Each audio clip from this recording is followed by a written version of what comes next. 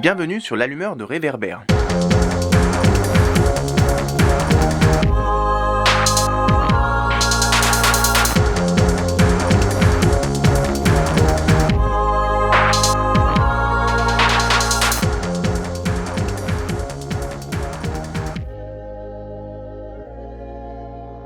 Un vallon, tout frais, tout vert.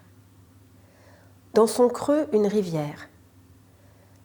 En haut de la colline de droite, un château, de l'autre côté, un monastère. Autour de la rivière, un petit village, une église, un clocher. Et soudain, au milieu de la matinée, les cloches sonnent. Badam, badam, badam, badam, carillon-ci, carillon-là, pampelune, pampelune, grosse Bertha, petite lune, et puis dong, dong, dong. En ces temps-là, les gens connaissaient le langage des cloches. Aussitôt, tous les paysans sur les versants des collines rabattent leurs bérets, quittent leurs champs et arrivent au village sur la place en face de l'église. Les laveuses abandonnent leur linge, remettent leurs fichus, le bourgmestre sort de son lit, les artisans de leurs échoppes, les femmes de leur lit, les vieux de leurs fauteuils. Tout le monde se retrouve sur la grande place, recueilli, silencieux. Mais ils se lancent des regards en coin. Ils savent pas. Ils s'interrogent du regard. À la fin, le forgeron, de sa grosse voix de fer, crie « Mais qui est mort ?»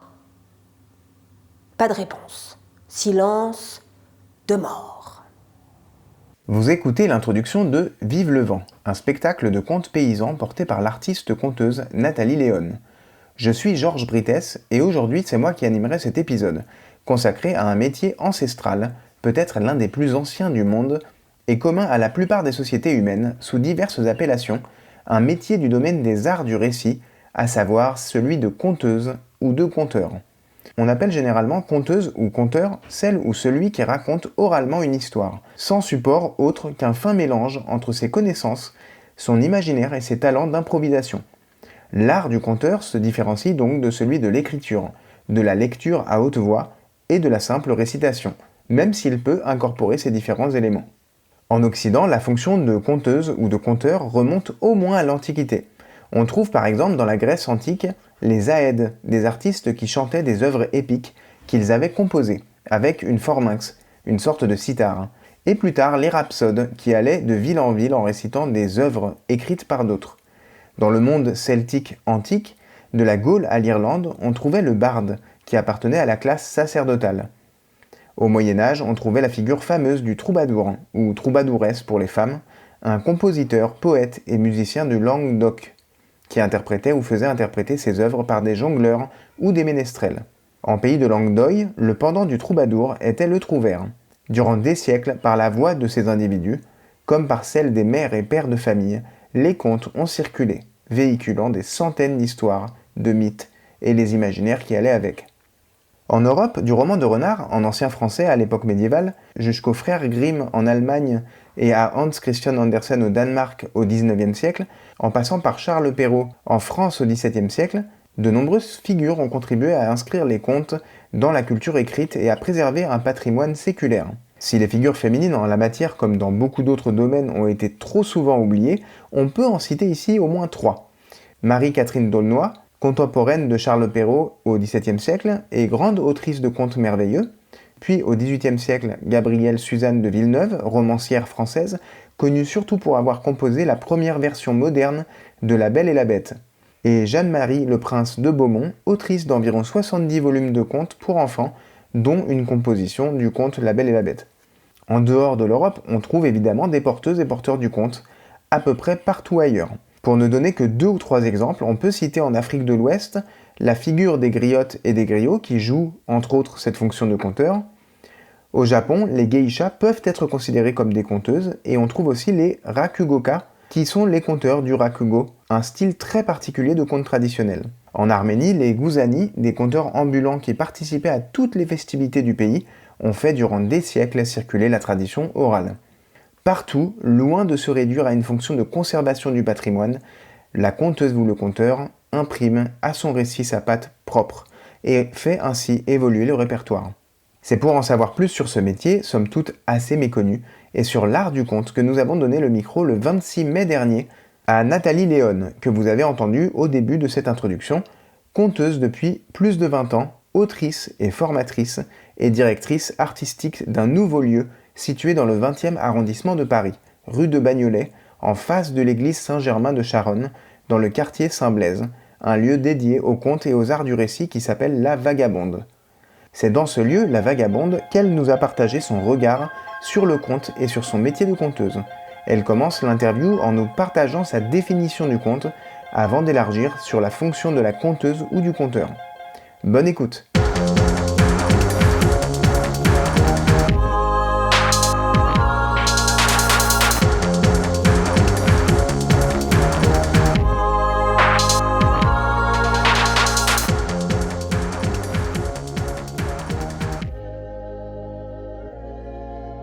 Alors, un conte, c'est un récit anonyme qui a roulé dans les âges et dans les siècles de bouche à oreille et de bouche à oreille pour arriver jusqu'à nous. En général, on ne peut pas le dater.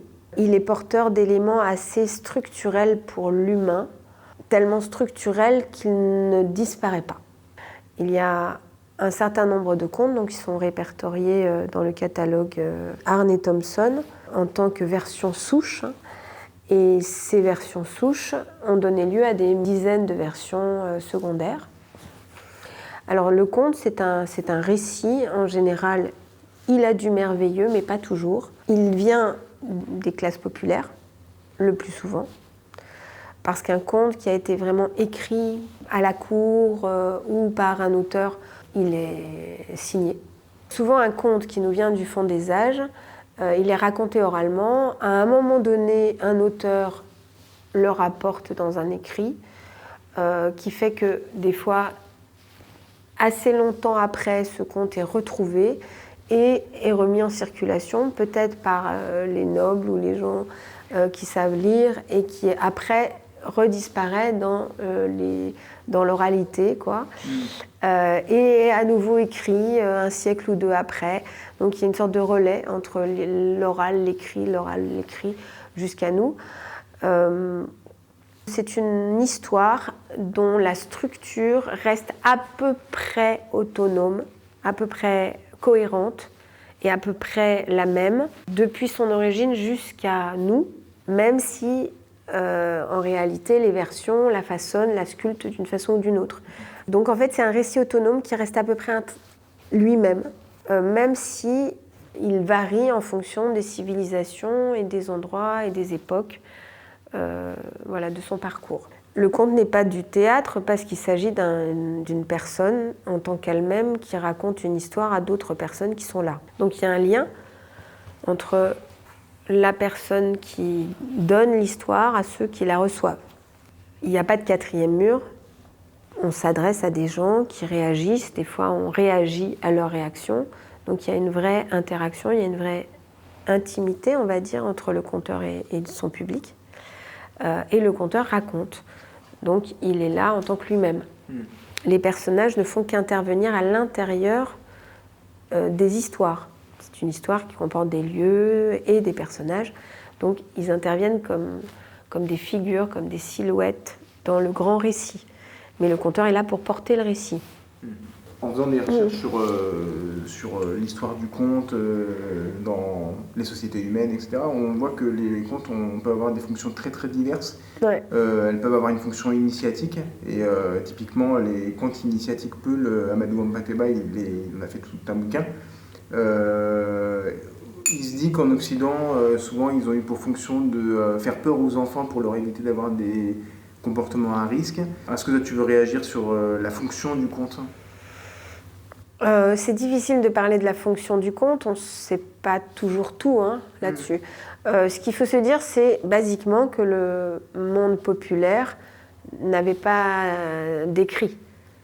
Les gens se parlaient. La plupart étaient analphabètes et ne savaient pas lire ni écrire.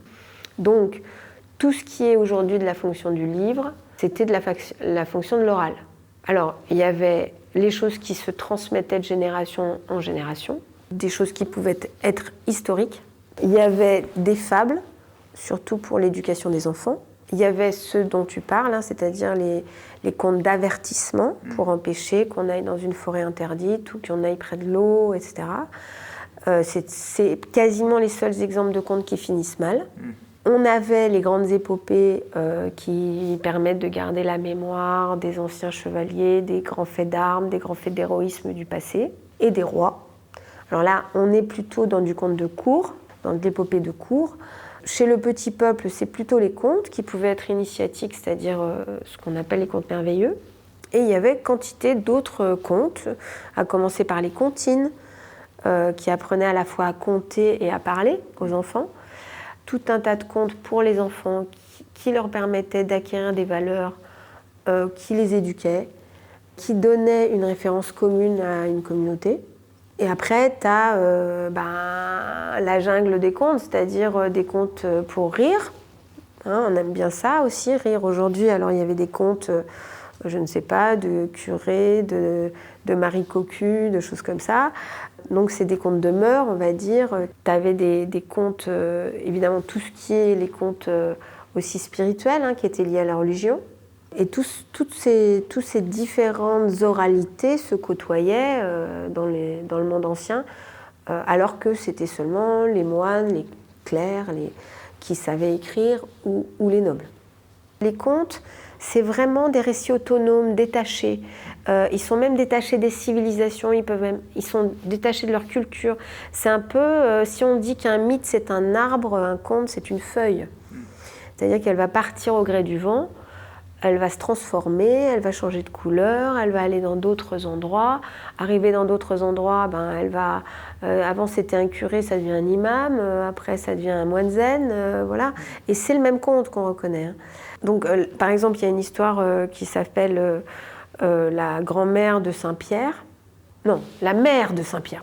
C'est la mère de Saint-Pierre qui était réputée une femme affreuse, qui avait été horrible toute sa vie. Et donc, il y a un conte qui est religieux, hein, qui raconte qu'elle est en enfer et que Saint-Pierre vient implorer la clémence pour sa mère auprès de Dieu. Et Dieu lui dit, écoute, fais descendre en enfer une feuille de poireau et on verra. Donc, la feuille de poireau descend en enfer. La mère de Saint-Pierre s'accroche à la feuille de poireau, ravie de voir ça. Elle voit son fils tout en haut, dans les nuages, au paradis. Alors elle commence à monter. Et tout d'un coup, horreur, elle voit que les damnés s'accrochent à sa pauvre petite feuille de poireau. Et elle commence à distribuer des coups de latte, des coups de pied pour qu'ils ne montent pas derrière elle. Et évidemment, la feuille de poireau a lâché. Alors on a exactement la même histoire avec Bouddha. Alors, est-ce que c'est Bouddha qui a commencé ou Saint-Pierre? On ne sait pas, mais en tout cas, on a le même conte, exactement.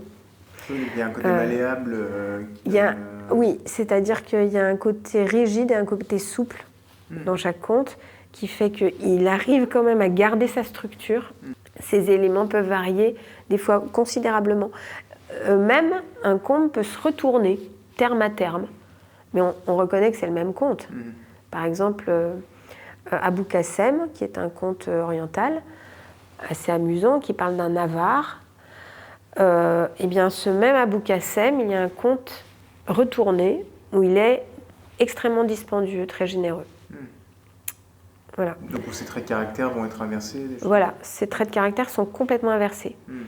Et on a la même chose avec les trois cheveux d'or du diable et l'homme qui courait après sa chance.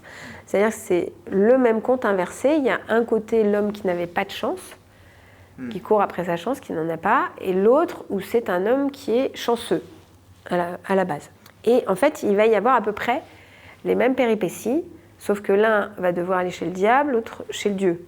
Ça revient souvent que le conte qui a tradition plus orale entre un peu en déclin à certaines périodes, et par exemple qu'au fin 19e ou au début 20e, quand il y a une alphabétisation plus large de la société en France par exemple, que le conte recule. Déjà, qu'est-ce que ça t'inspire? Dans quelle mesure est-ce que le conte, qui s'inscrit plutôt dans une tradition orale, dans quelle mesure le conte aujourd'hui il a sa place? Alors là, il y a deux questions. Je vais essayer de répondre déjà à la première. Ouais. Est-ce qu'on écrit les contes quand ils disparaissent, quand les conteurs disparaissent, c'est ça? C'est possible.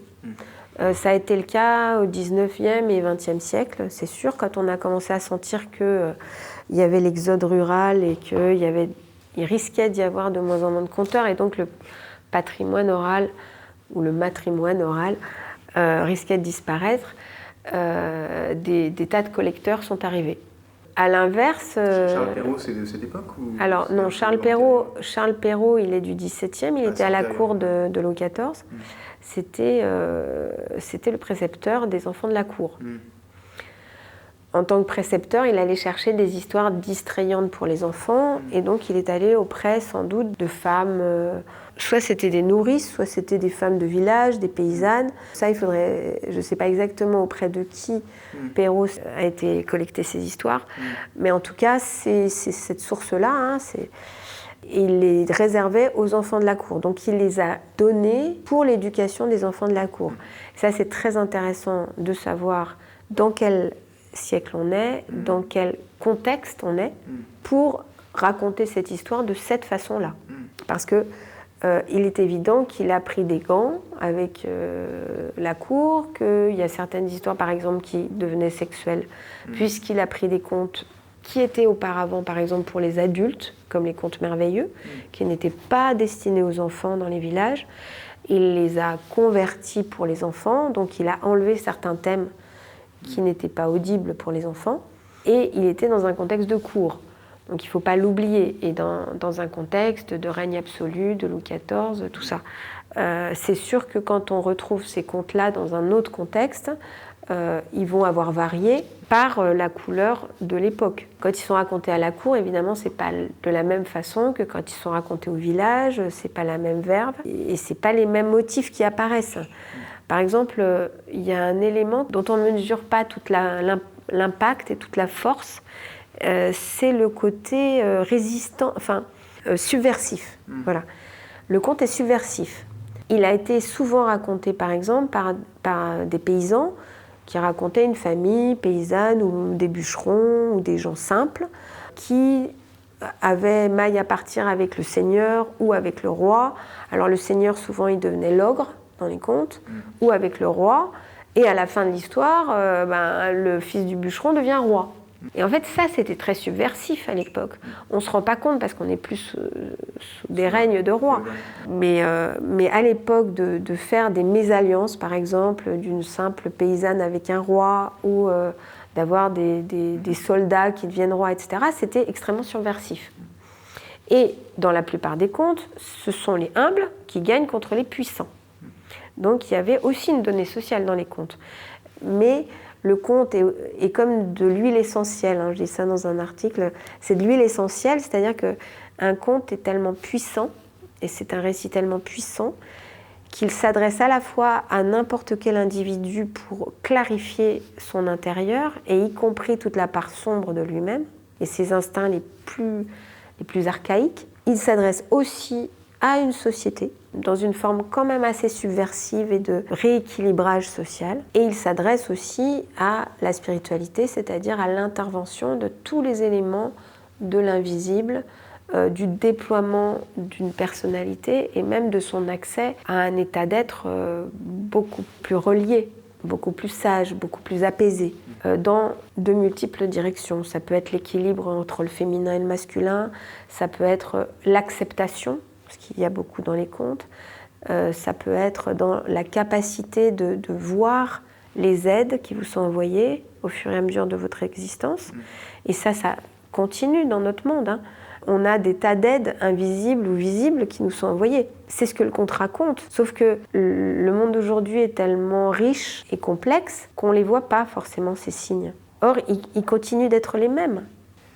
La deuxième question, c'était pourquoi le conte a sa place dans une société de l'écrit, et moi, je l'aurais même complété par une société où, des fois, on a l'impression que c'est la primauté de la rationalité scientifique qui est un peu... il faut que tout soit un peu rationnel, que tout soit crédible, et des fois, les contes, la partie un peu merveilleuse des contes, dans quelle mesure est-ce que tout ça, tu trouves que ça a sa place? D'abord, il ne faut pas croire qu'un conte est irrationnel, hein. Il n'est pas du tout irrationnel. Il n'est pas non plus rationnel, il ne fonctionne pas comme ça. C'est une intelligence profonde de l'humain. Il faut savoir qu'il traduit en images ce qu'on ressent. Tout ce qu'on ressent. La jalousie, l'envie, l'ambition, le conflit, tout ce qu'on ressent est traduit en images. Et ces images sont puissantes parce qu'elles vont justement s'épurer, hein. Dans un conte, on est dans de l'alchimie. On est dans la transformation en or du plomb. On a des émotions archaïques, des choses qui nous traversent, des tiraillements, des impulsions, des tocs en fait. Et on nous apprend petit à petit à sortir de ça dans un récit. Mais comme c'est fait au travers de symboles, d'images, c'est dit irrationnel où on a l'impression que c'est de la fantaisie alors que c'est extrêmement précis en réalité. Je peux donner des tas d'exemples, hein, mais je vais en donner un parce que justement c'est d'actualité, La Belle au bois dormant. Parce que je suis intervenue dans un colloque il n'y a pas très longtemps et je n'ai pas donné cet exemple, donc je le dis maintenant. La Belle au bois dormant. Il y a une exigence de perfection auprès de La Belle au bois dormant. C'est une enfant longuement attendue. Les parents ne parvenaient pas à avoir d'enfant. À un moment donné, la reine descend dans son intérieur archaïque, en tout cas là, dans le conte, c'est dans son jardin, et une grenouille sort de l'eau. Donc une grenouille, c'est comme une petite femme archaïque qui lui dit « Rassure-toi, tu vas avoir un enfant, et ce sera une fille. » Donc la reine, très heureuse, s'aperçoit bientôt qu'elle est enceinte et accouche d'une fille. Et là, les parents sont tellement contents qu'ils font venir de partout les fées. Et les fées lui donnent que des qualités exceptionnelles. Elle sera belle, elle aura une belle voix, elle sera intelligente, elle sera ci, elle sera ça. Donc ça doit être 11 fées qui lui donnent tellement d'atouts. Et la fée qu'on n'avait pas invitée, C'est-à-dire qu'on invite presque toutes les fées, mais il y en a une qui n'était pas souhaitable. On ne sait pas pourquoi dans le conte, mais elle n'était pas souhaitable. Et donc la fée est rejetée, la fée qui n'a pas été conviée, revient, est méprisée parce qu'on lui donne des couverts qui ne sont pas en or, etc., lance sa malédiction de mort au moment de la puberté de la princesse. C'est-à-dire qu'au moment où la princesse est au moment d'arriver à l'amour, elle meurt, piquée à un fuseau. Et la 12e fée adoucit en disant un sommeil de 100 ans. C'est assez extraordinaire parce que le conte, au moment pile où la princesse atteint cet âge et donc est dans un danger mortel, les parents ne sont pas là. Et elle arrive justement dans cette tour où il y a une vieille, sans doute la même, qui a un fuseau. Elle tombe dans son sommeil et le conte dit quelque chose de magnifique, c'est que tout s'endort autour d'elle, mais surtout, au moment où elle s'endort, tout se recouvre de ronces empoisonnées. C'est-à-dire que personne ne peut déranger le sommeil de la princesse. Elle n'est absolument pas violable. Les princes meurent, comme ça, sur les épines qu'ils ont essayé de traverser. Sauf qu'à 100 ans révolus, la princesse sans doute est mûre à travers son sommeil, et c'est elle qui change les ronces en roses, qui font que celui qui arrive peut parvenir jusqu'à elle. Donc le contresens complet de dire il est venu, il lui a sauté dessus, pas du tout. Elle était parfaitement protégée, cette princesse. Et elle était protégée du fond de son sommeil. Alors vous voyez, évidemment, on peut se dire c'est irrationnel. Bon, évidemment. Sauf qu'on sent bien qu'il y a un truc là. On ne sait pas forcément ce que c'est. Ça qui est formidable, c'est que comme ça passe à travers l'image, on ne peut pas donner une réponse positive. Ça veut dire ça. On n'en sait rien ce que ça veut dire.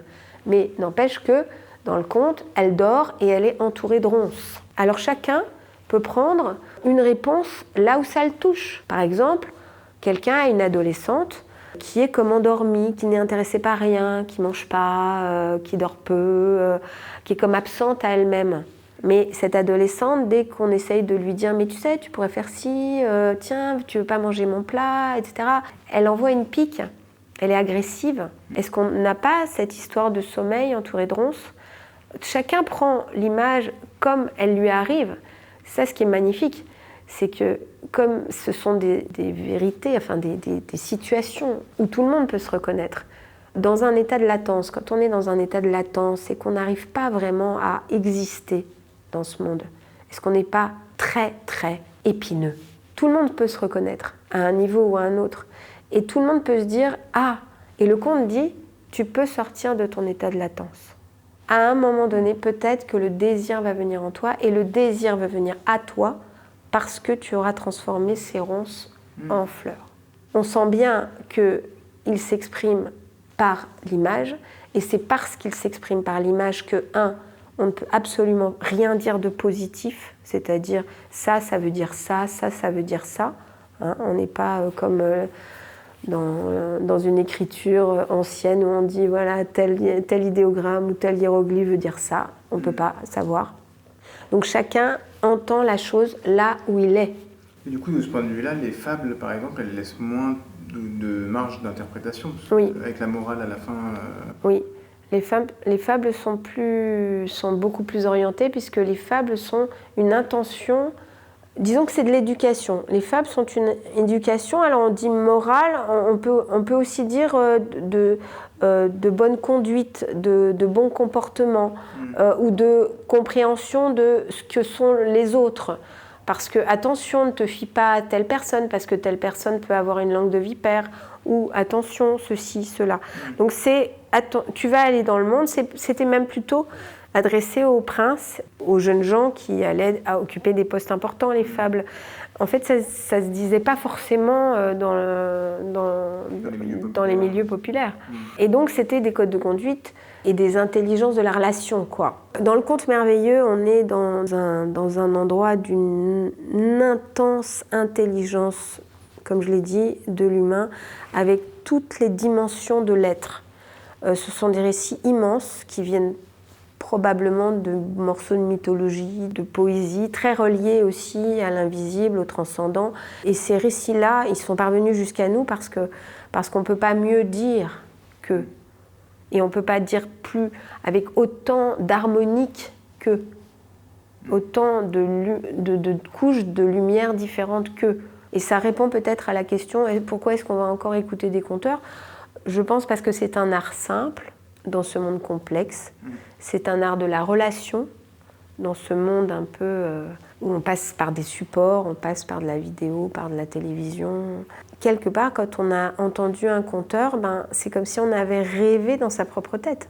On a complètement intégré un récit qui est pourtant dit par un autre, parce qu'on l'a traduit dans ses propres images, dans son propre contexte, avec ses propres références.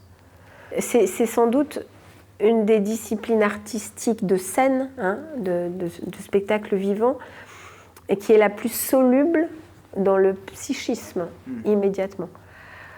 Parce que justement, il n'y a rien que la parole. J'imagine qu'en 20 ans, tu as pu fouiller des contes de plein de civilisations ou de sociétés différentes. Est-ce que tu peux on ne peut pas être exhaustif sur cette question-là, mais est-ce que tu peux nous dire un petit peu quel type de contes on peut trouver dans d'autres civilisations, par exemple au Japon, en Afrique? Alors je ne suis pas une spécialiste de ces civilisations-là. Tout ce que je peux dire, c'est que là aussi, le monde oral est très riche. Je pense que c'est plus divisé en styles. Par exemple, au Japon, on a des maîtres de contes populaires. Et ce sont des contes amusants, des contes populaires amusants. On peut avoir des maîtres d'épopées. On retrouve un petit peu les mêmes types que chez nous, en fait. Sauf que là, on a vraiment les maîtres de différents types. Voilà, c'est poussé à son extrême. Quand on fait du conte populaire, on ne fait pas de l'épopée. On a un petit peu la même chose en Afrique, puisqu'on a les griots qui sont là pour porter auprès des rois les épopées, les grands faits, etc., historiques. Et dans les villages, on va se raconter les contes populaires. Alors, il y a aussi quelque chose qu'il faut dire, c'est les contes qu'on allait raconter à la veillée. Et puis, il y a les contes que les femmes se racontent entre elles à la maison. Il y a les contes qu'on va raconter aux enfants. Il peut y avoir les contes de métier, qui sont les contes que se racontent les marins, que se racontent les bûcherons, que se racontent les chasseurs. Donc, vous voyez, en fonction du contexte et à qui on s'adresse, on n'aura pas le même type de répertoire.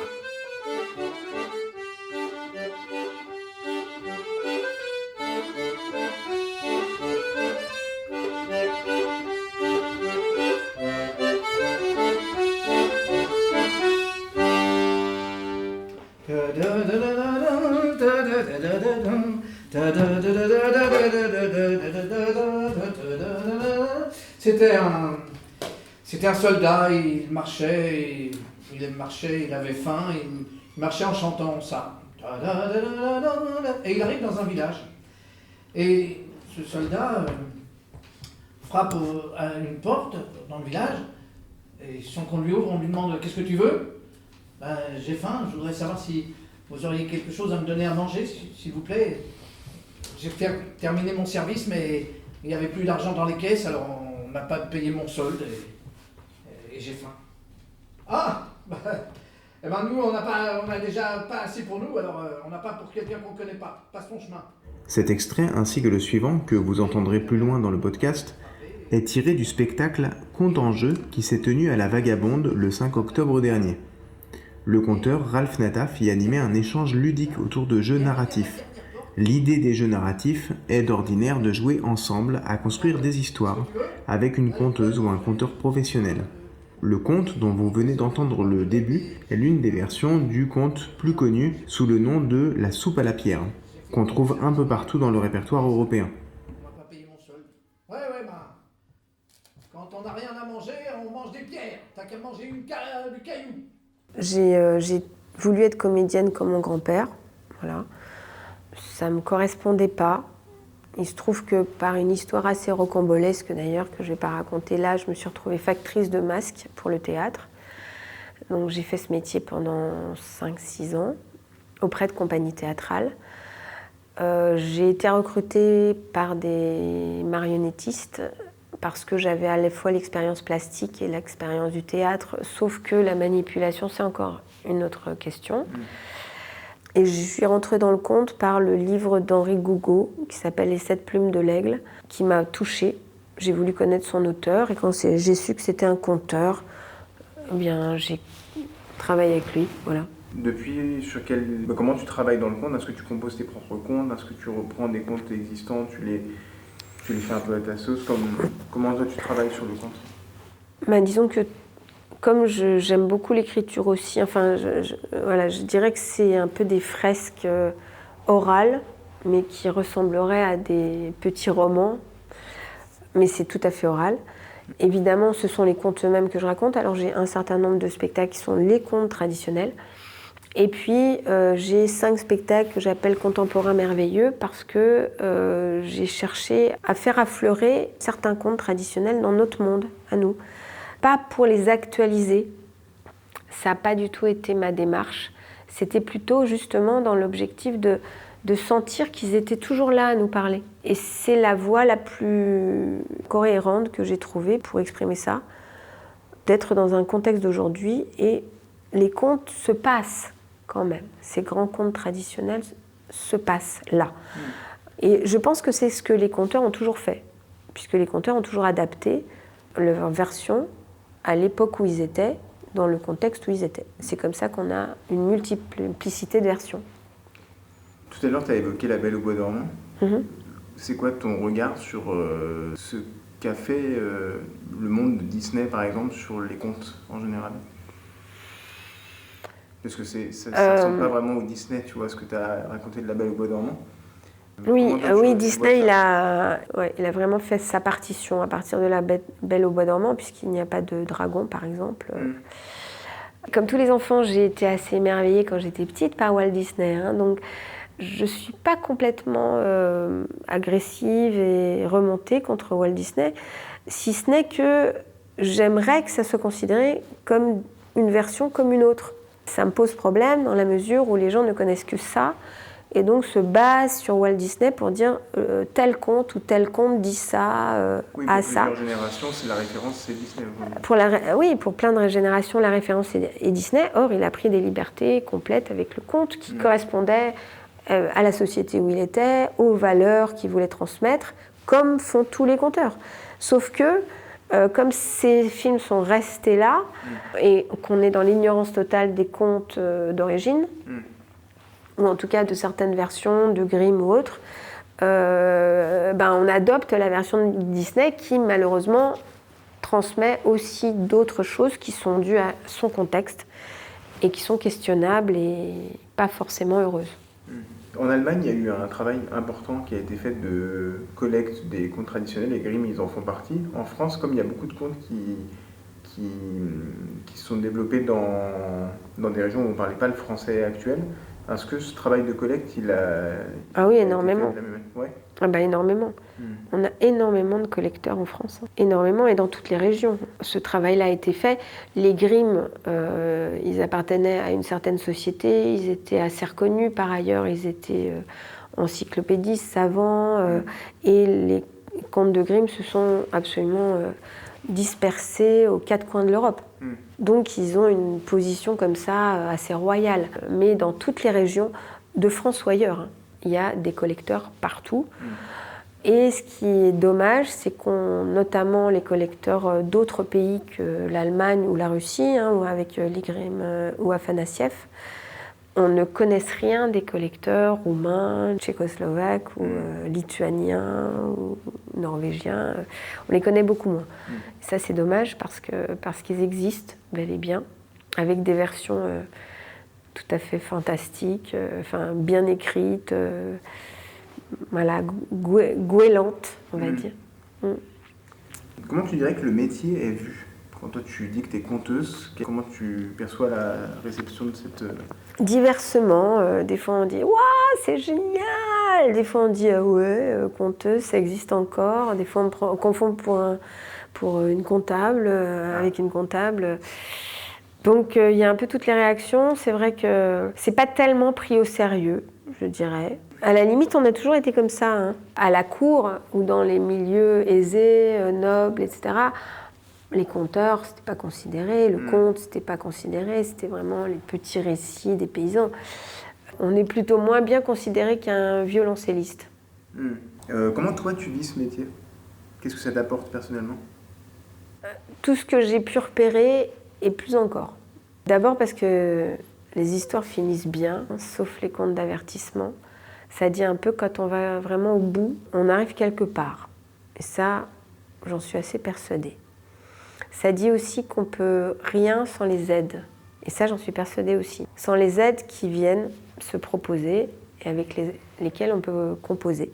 C'est une école à la fois humble et très riche. C'est une investigation de l'âme humaine, donc la sienne propre. Et je dis toujours que d'abord, un conteur se parle à lui-même, avant même de parler au public. C'est une sorte d'interrogation, hein, sur ce qu'on est, et sur ce qu'on est collectivement aussi. C'est porteur d'archétypes, et ça c'est important, parce que pour moi ça fait figure un peu des saints à une certaine époque. Les personnages des histoires, il y en a certains que je vais visiter, à qui je demande des choses, qui existent en tant qu'eux-mêmes dans mon monde intérieur. C'est-à-dire qu'ils ont acquis une vraie vie propre, comme des personnages auxquels je rendrais visite dans la vie. Et c'est très précieux ça. D'aller demander quelque chose à Merlin, par exemple, c'est génial. Et vous pouvez essayer, hein, ça marche. Au début, je t'ai demandé comment tu définirais le conte. Comment tu définirais le conteur ou la conteuse? Est-ce que c'est la personne qui porte le conte? Je pense que le conteur ou la conteuse porte une parole qui vient de très loin. Et plus il en a conscience, plus il est humble par rapport à cette parole, plus sans doute ça porte. Et ça permet au conte de circuler pour les générations futures aussi. On est des relais, on est aussi des amis qui parlent à l'oreille, voilà. Un de mes amis me dit, pour moi le conte a une voix féminine et même une voix de mère. C'est comme si ta mère te parlait à l'oreille. Ben voilà, on est des nourrices, parlent à l'oreille, voilà. Par ailleurs, est-ce que le métier est plutôt féminin? Non. Aujourd'hui, il est vraiment mixte. Il y a aussi beaucoup de conteurs. C'est un problème même des fois parce qu'on les voit beaucoup sur les grands plateaux. Et on a toujours un peu cette division entre les hommes et les femmes. Hein. Les hommes sont chefs cuisiniers, les femmes cuisinent à la maison. C'est pas tout à fait la même chose chez les conteurs, mais enfin voilà, ça peut arriver qu'il y ait une petite disparité de genre, on va dire, dans la répartition des conteurs et conteuses dans le métier. Mais bon, c'est assez également partagé pour les conteurs professionnels. Pour les conteurs amateurs, je pense qu'il y a beaucoup plus de femmes. Là, tout à l'heure, je t'ai demandé comment toi tu vis ce métier. Là, je vais te demander comment vit ce métier, comment aujourd'hui on vit du conte, et est-ce que la crise Covid ou d'autres événements ont bousculé un peu le métier ou, Alors, j'ai du mal à répondre pour tout le monde, hein, j'en sais rien. Moi, je vois les choses de ma petite lorgnette. Hein. Ça va aussi avec les politiques culturelles, avec l'argent donné à la culture, avec les bibliothèques qui ont les fonds ou pas les fonds pour faire venir des conteurs. Voilà, tout ça est très fragile. Et dans ces temps un peu perturbés, on vit comme on peut, je dirais. L'histoire, c'est qu'on est très malléable, on est très souple, on intervient dans plein d'endroits différents. On peut intervenir à l'hôpital, on peut intervenir à l'école, on peut intervenir sur les grands plateaux, dans les théâtres des fois, on peut intervenir dans les centres culturels, dans les festivals, donc dans les balades comtées, dans les châteaux, enfin voilà. On se glisse, on va dire, mais enfin c'est vrai qu'il y a un impact de la politique culturelle sur nous, comme tous les arts de spectacle vivant. Au niveau du Covid, j'ai juste senti pendant un temps que la concentration était plus malaisée pour le public. C'était plus difficile de rester dans un récit longtemps. Ça commence à s'estomper, là je le sens plus. Mais juste après le Covid, j'ai senti ça. En France, par quelle structure et par quels événements vit le conte aujourd'hui? Par exemple, une association de conteurs, des festivals de contes. Est-ce que tu peux donner quelques exemples de structures ou associatives ou d'événements par lesquels vit le conte aujourd'hui en France? J'appartiens, moi, à une compagnie de contes qui se situe en Franche-Comté, à Montbéliard, à la Lueur des Contes, qui regroupe 6 conteurs en interne. Et en plus s'ajoute tout un tas de conteurs invités pour les différents événements proposés par la Lueur à longueur d'année, pour toute leur programmation. Il y a la Maison du Conte de Chevilly-Larue, il y a les Arts du Conte, les Arts du Récit à Grenoble. Il y a de nombreux endroits que je ne peux peut-être pas citer un par un. Il y a du conte à Marseille, hein. Il y a du conte avec l'éolienne, qui est fermé, mais enfin l'équipe continue de programmer. Il y a du conte à Nantes, un peu partout sur le territoire, je dirais. Mais c'est des espaces comme la Vagabonde ou... Alors des fois, il y a des maisons du conte dédiées.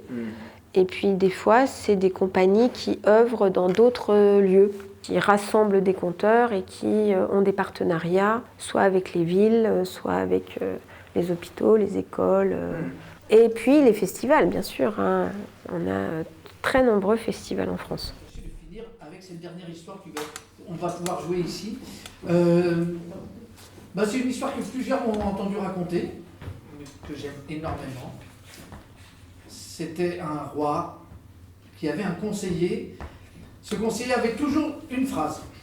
Dès que quelqu'un était triste, malheureux, avait quelque chose à se plaindre, et se rendait au palais pour porter une plainte de sa vie, de la difficulté de vivre, le conseiller le regardait droit dans les yeux et lui disait « Tu veux que je te dise, dans tout mal, il y a du bien qui sommeille, le tout, c'est qu'il se réveille. » Et à chaque fois que le roi entendait cette phrase, dite par son conseiller, dans tout mal, il y a du bien qui sommeille. Parce que dans le conte, on a une sorte de fossé de génération. Des innovations qui sont, des fois, qui font débat. Là, je parle de la forme, mais même sur le fond. En tout cas, moi, un retour que j'ai eu, c'est pendant des formations de contes, c'est des discussions entre mais en fait, il faudrait que les contes intègrent des valeurs féministes, par exemple, qu'ils soient plus clairement adaptés à l'époque en termes de personnages, en termes de leçons qu'on peut en tirer, etc.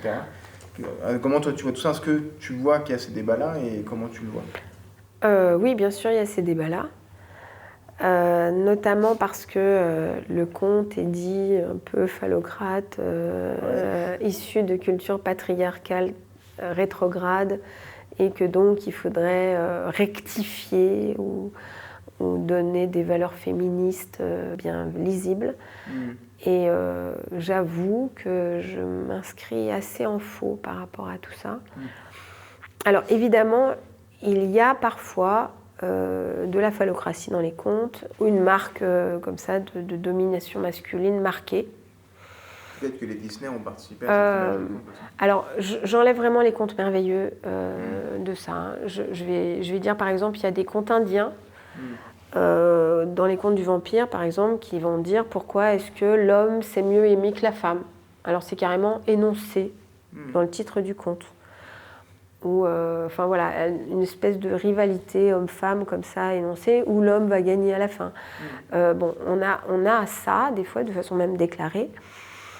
En revanche, je pense que les contes ont été beaucoup dits par des femmes, entendus par des femmes et avec des transmissions propres de femmes, y compris nos grands contes. Déjà, nos grands contes ont comme titre souvent des femmes.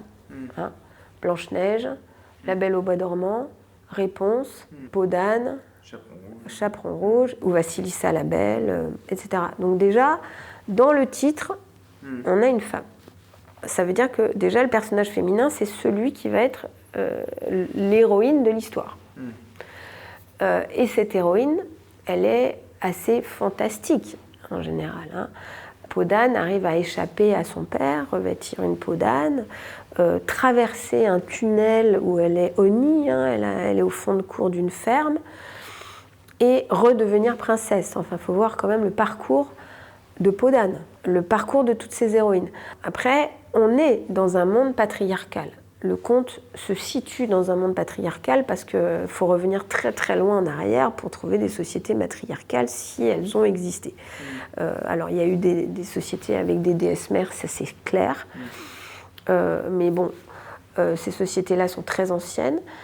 Nous, les traces de contes qu'on a viennent de sociétés qui étaient en général patriarcales.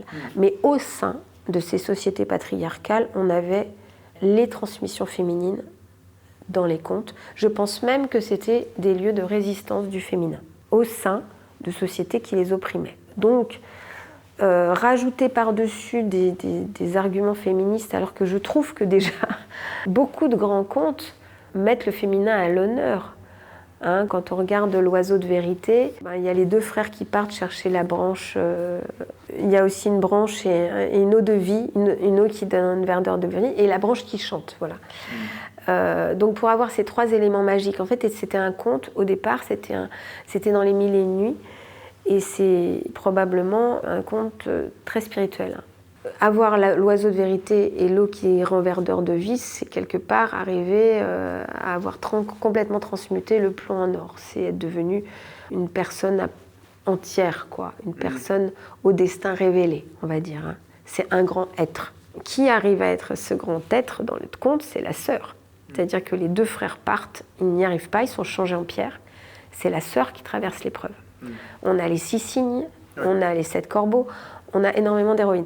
Donc ma version de ça, c'est de donner toute la valeur à toutes ces héroïnes, de savoir faire la transmission féminine que faisaient nos arrière-arrière-arrière-grand-mères quand elles les racontaient, de redonner sens à des valeurs féminines et des valeurs yin, c'est-à-dire que même le sommeil, même l'attente, même le fait par exemple que Pénélope tisse en attendant Ulysse, alors qu'elle reste reine d'Ithaque et qu'elle tient le royaume tout en maintenant les prétendants à distance, c'est quand même pas mal. Et il y en a même qui disent, j'ai entendu une conteuse récemment, Frida Moron, qui disait que en fait, en tissant, Pénélope tisse le temps lui-même, qui va permettre à Ulysse de rentrer. Donc en fait, le féminin peut aussi englober, c'est-à-dire qu'il a moins de hauts faits peut-être que le masculin, mais il faut voir ce qu'il englobe, il faut voir ce qu'il génère, il faut voir l'aura des actions féminines dans les contes et des personnages féminins dans les contes, comme les marraines, comme les protectrices.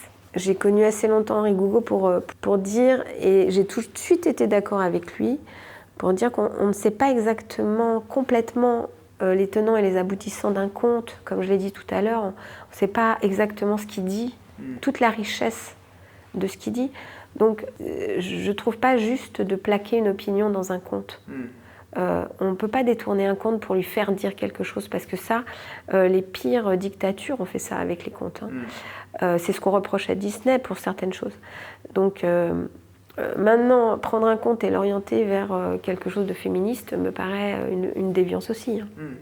Alors que intrinsèquement, il a en lui-même une résistance féminine. Oui, et puis une vertu subversive, comme tu disais. Et une vertu subversive du féminin aussi. Comment toi tu expliques cette universalité du conte dans toutes les sociétés et le fait qu'on a aussi des éléments qui reviennent dans des contes de régions très différentes, et je pense par exemple à des chiffres qui vont revenir d'une tradition de conte à une autre, le chiffre 3, le chiffre 7, ou un type de personnage, par exemple le renard en Europe qui va être le lièvre en Afrique. Comment toi t'expliques un peu ce côté un peu universel du conte? Ça, c'est un thème compliqué, hein. Jung a dit que pour lui, il y a quelque chose de l'ordre d'une empreinte psychologique humaine partagée par toute l'humanité qu'on retrouverait donc dans toutes les histoires naturellement. J'ai tendance quand même à penser que même s'il y a des différences culturelles très fortes et des fois des identités quand même culturelles très fortes, il y a quand même des choses qu'on retrouve partout, hein. Je sais pas, l'attachement, un certain amour, je crois qu'on le retrouve partout. La jalousie, on doit la retrouver à peu près partout. Comment on va retrouver des éléments communs dans plein de religions un peu partout aussi? On va retrouver des éléments communs dans les religions. Alors après, il y a quand même des grosses différences, ce qui fait que on peut avoir tendance, quand un conte arrive de loin, à lui faire dire des choses qu'on dit ici alors qu'il est d'une autre société, qu'en fait ça dit autre chose. Ça, c'est aussi un risque, hein. C'est tout le travail du CMLO, justement, un travail plus ethnologique, pour essayer quand même de comprendre la société, d'où émane le conte, pour ne pas faire trop de contresens et le mettre à la sauce de chez nous, on va dire. L'universalité, alors, il y a des tas de théories. Il y en a qui disent que c'est les hommes, en se répandant sur la surface de la Terre, qui ont colporté les histoires, parce qu'à des moments, on pouvait même passer les océans. Il y avait des zones où on pouvait passer d'un continent à l'autre. Je ne sais pas, mais c'est sûr que je retrouve des versions de certains contes aux quatre coins du monde. Donc ça veut dire que ça parle à toutes les sociétés qui les ont reçus et intégrés dans leur contexte. Ça leur parlait, donc. Ce que je ressens, c'est que le conte n'est pas un art direct, hein. Je ne suis pas en face de quelqu'un à qui je dis directement comment il faut penser, comment il faut être, etc. Je dis, il était une fois, l'air de rien, il s'est passé ça, et qui veut s'y retrouve.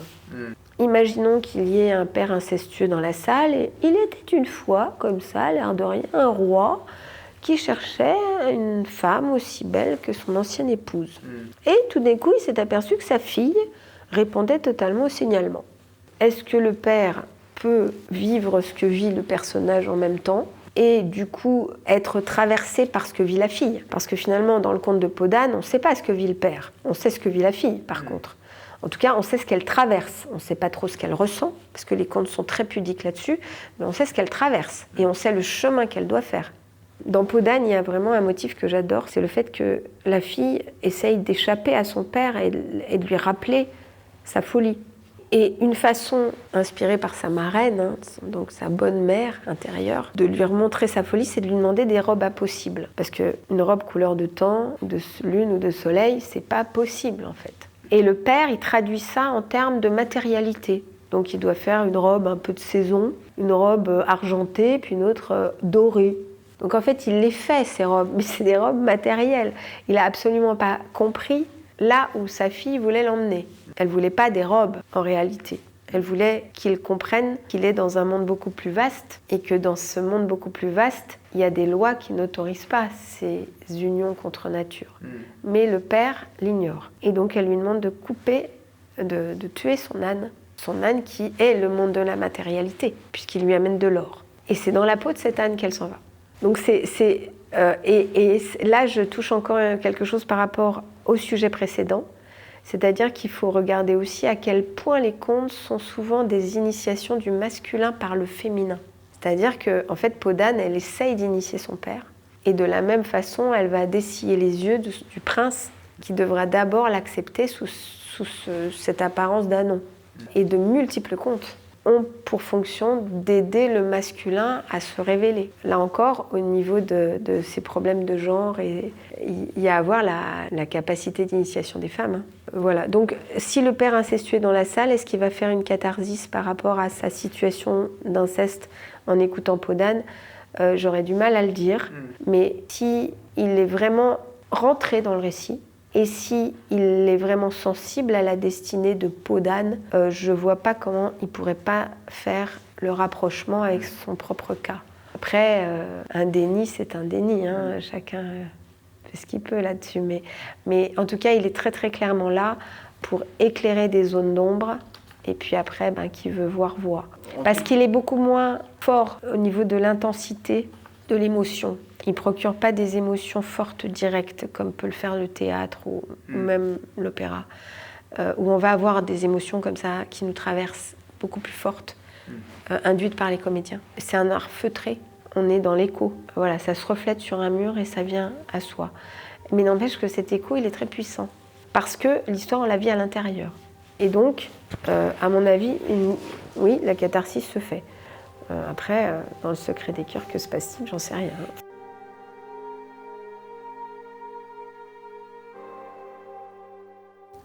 Pinsk. Si je vous dis Pinsk, vous pensez un bruit de cailloux dans l'eau, Pinsk, ou alors une corde contrainte, Pinsk, ou encore un ami qu'on retrouve et qui s'appellerait Pinsk, justement. Pinsk! Alors Pinsk, c'est pas ça. Et en même temps, c'est tout cela ensemble. Un bruit d'eau, une rivière, une corde contrainte, un violon. Un ami qu'on retrouve, c'est un petit pays qui a disparu depuis longtemps et qu'on retrouve à chaque fois qu'on en parle. Parce que Pinsk, c'est un petit village de Pologne. C'est avec cet extrait de À vos souhaits, spectacle de contes et musique yiddish porté par Nathalie Léon, que nous arrivons au terme de cet épisode. On la remercie et on lui souhaite beaucoup de courage et de succès pour la suite de ses projets, y compris le développement de l'espace La Vagabonde. Comme nous le disait notre invité, loin de se ramener à une simple histoire pour se distraire, le conte éclaire des zones d'ombre et son histoire se vit de l'intérieur. Dans le même esprit, un autre conteur, originaire du Mali cette fois, et décédé en 1991, Amadou Ampateba, estimait quant à lui que les personnages du conte ne sont pas à chercher dans des catégories sociales extérieures, mais en nous-mêmes. Dans l'introduction de son récit Njeddo Dewal, ce grand défenseur de la tradition orale, qui a contribué par son travail de collecte et d'écriture à la sauvegarde d'un immense patrimoine, en particulier issu de la culture peul africaine, mais pas seulement, écrivait « En fait, tous les personnages du conte ont leur correspondance en nous-mêmes. Entrer à l'intérieur d'un conte, c'est un peu comme entrer à l'intérieur de soi-même. Un conte est un miroir où chacun peut découvrir sa propre image. » Répondant à des élèves à propos du conte Petit Baudiel, dans une émission de la télévision ivoirienne, il précisait encore « Le conte est un miroir. Chacun doit s'y mirer et s'y retrouver. Il faut regarder en vous-même. Avez-vous en vous un petit point de Petit Baudiel ? La leçon du conte, c'est de vous chercher en vous-même et de vous trouver. » C'est sur ces mots que se conclut cet épisode, que je vous invite à partager s'il vous a plu et que vous pouvez trouver sur les plateformes Spotify, YouTube et audioblog Arte Radio. À bientôt et gardons nos lanternes allumées.